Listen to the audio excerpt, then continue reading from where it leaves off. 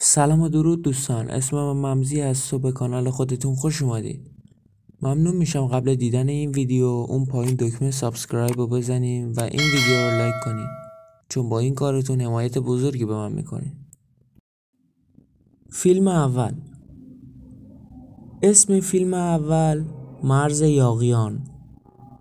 خلاصه فیلم: یک افسر بازنشسته میخواهد برای رفیقش وثیقه بذارد، ولی با فساد شهر خود روبرو میشه و کار به جایی میکشه که دیگه نمیگم، بقیه‌شو خودتون بریم ببین. فیلم دوم. اسم فیلم جکپات. خلاصه فیلم: مسابقه بزرگی در کالیفرنیا شروع میشه، اما نکته مسابقه اینه که اگه فردی موفق شود برنده مسابقه رو تا قبل غروب آفتاب بکشه، برنده جایزه چند میلیارد دلاری خواهد شد. این فیلم در سبک‌های اکشن و کمدی جای میگیره. فیلم سوم. اسم فیلم 5 پوند فشار. خلاصه فیلم: آدام وقتی به محله قدیمی خود برمیگرده تا خودش رو آروم کنه، با برادر مردی که کشته روبرو میشه.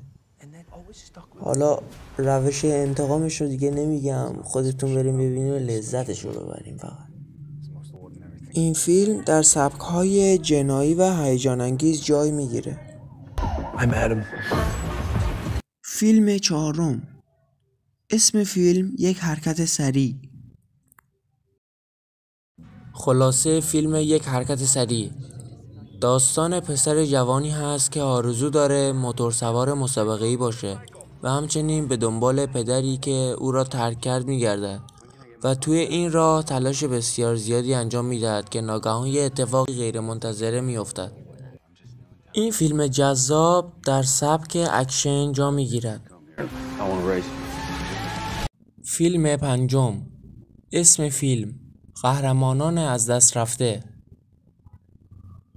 خلاصه فیلم: یک سرباز نیروی ویژه امیدش رو از دست داد، چون باید به میدون نبرد برگرده تا خواهرزاده‌اش رو که وسط یک عملیات گرفتار شده نجات بده. این فیلم در سبک‌های جنایی اکشن جای میگیره. فیلم ششم. اسم فیلم رئیس ایستگاه. خلاصه فیلم: یک افسر سابق متوجه می شود که مرگ همسرش تصادفی نبوده، پس وارد دنیای جاسوسی می شود تا بفهمه قاتل همسرش کیست. این فیلم در سبک‌های هیجان انگیز و اکشن جای میگیره.